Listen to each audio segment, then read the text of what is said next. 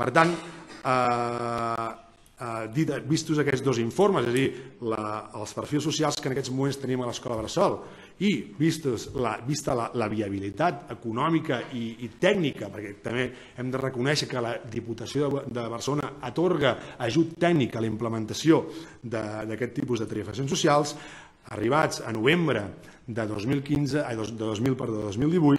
la CUP torna a plantejar aquesta qüestió perquè entenem que ara sí tenim no només les dades estadístiques o les dades globals de país, que ja hi són i ja fa temps que hi són, sinó que tenim les dades concretes de la vila de Sant Celoni que ens poden permetre tirar endavant aquest doble model. És a dir, el model de canvi dels criteris d'accés per incorporar el criteri de renda com a element que ajudi a puntuar més i el canvi dels preus públics a partir del mecanisme de la tarifació social, que ras i curt vol dir un model progressiu de quotes públiques on aquelles rendes més elevades tindran una quota més elevada que no pas aquestes rendes menys elevades.